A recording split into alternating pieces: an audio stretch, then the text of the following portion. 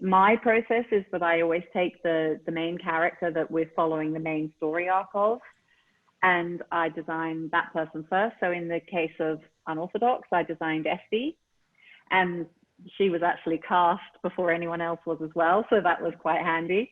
And then I take it like a jigsaw puzzle. I take Esty and then I build all the other characters around her.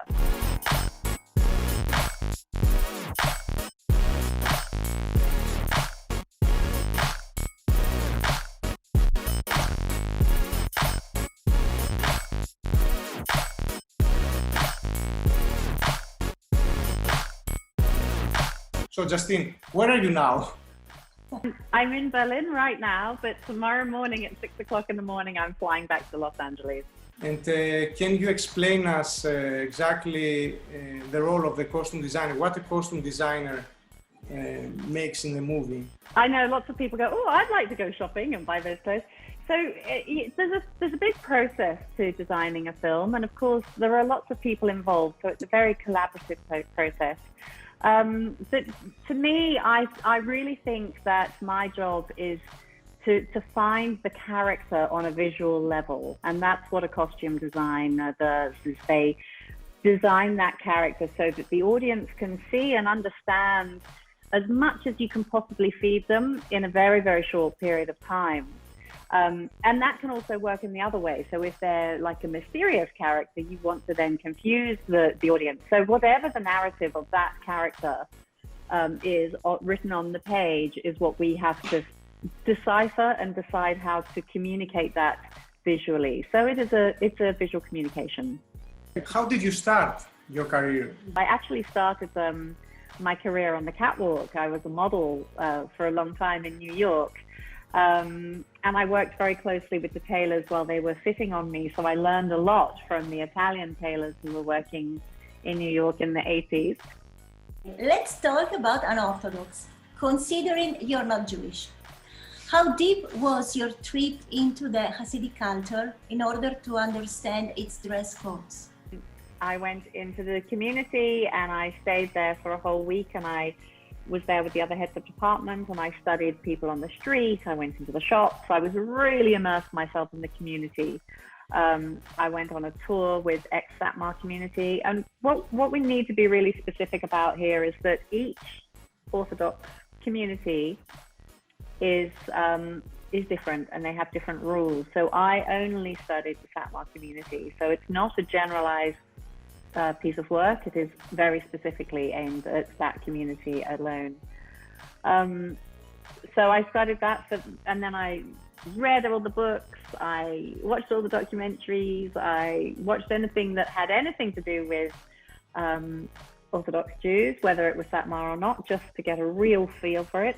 I actually even went to Israel and went into the community there as well to see what that was like on the street and to see the differences. So I did a lot of comparing.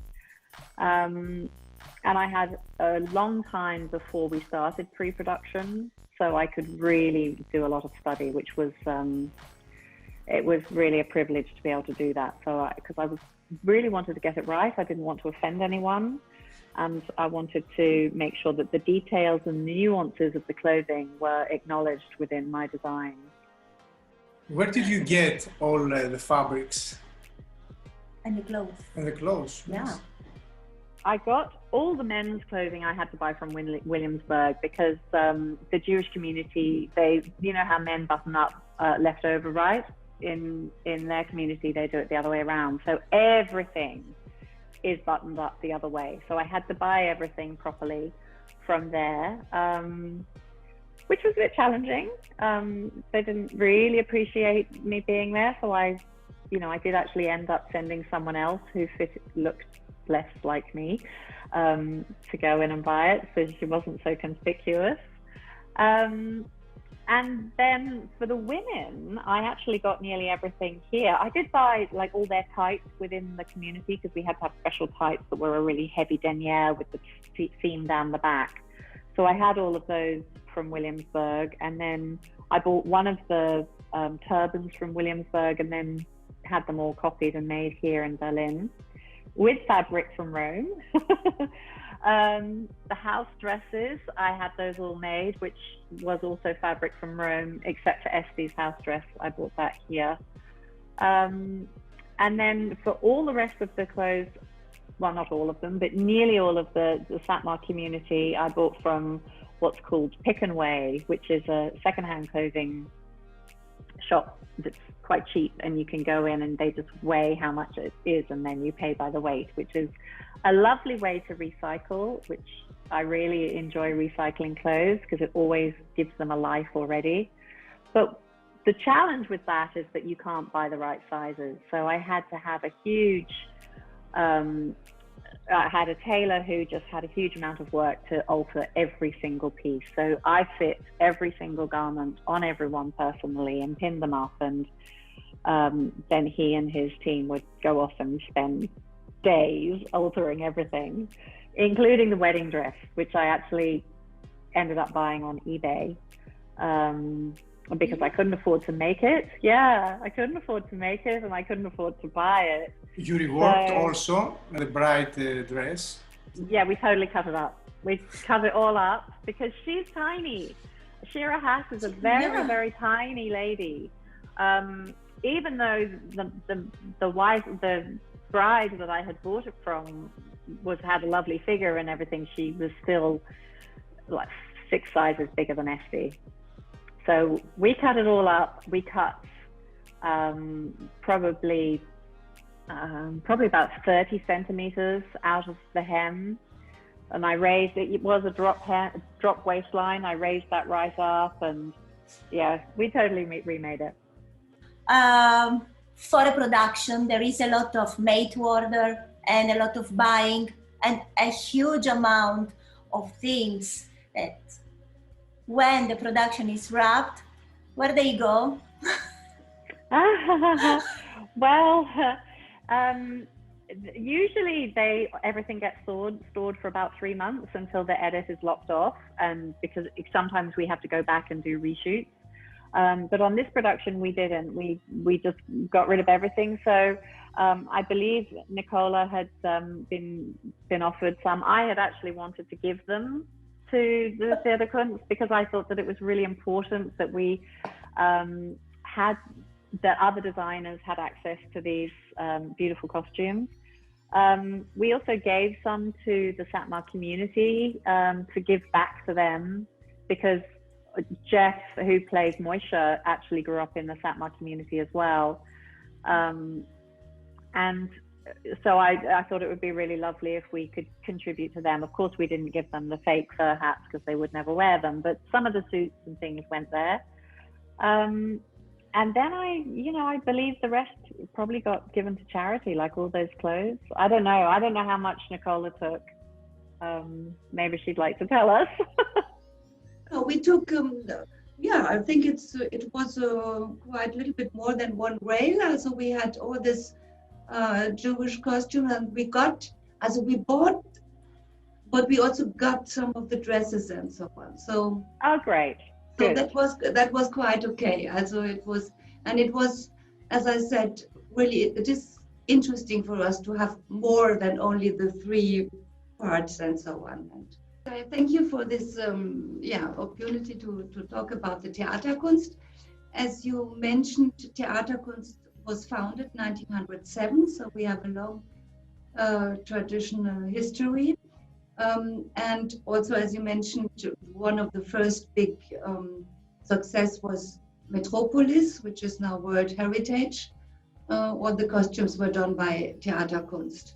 So now we know where to find some of the costumes of Unorthodox. For the next trip, The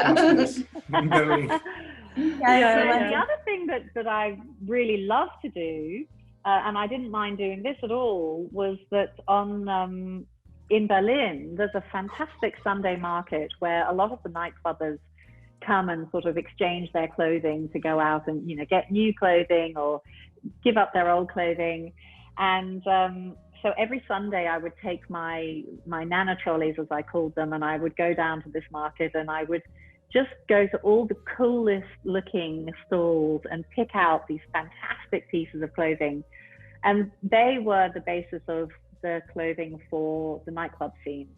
So So I did that every Sunday for about 6 weeks and got a really, really nice array of clothing for them, so that when we had our 250 extras arrive, I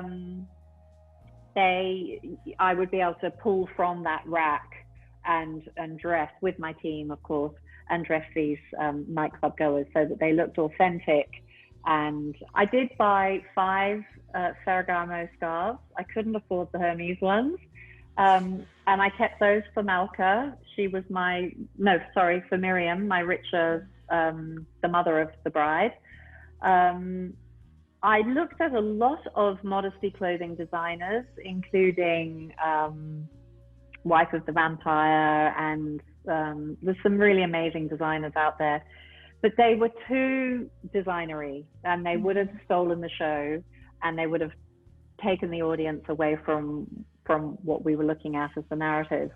So I did have a lovely little Chloe jacket on Malka, which I have to say I found at the secondhand shop, and I paid €12 for it. Those are the days you love. It's like, whoa, this is Chloe for €12. That's another reason why I love secondhand shopping, is because, well, firstly, it brings a second life to such beautiful pieces of clothing. It helps with waste, because I really am concerned for the fact that the film industry is a very wasteful industry. And so when you dig around and you rummage and you rummage and you rummage and you come up with this diamond in the rough, I'm just like, yes.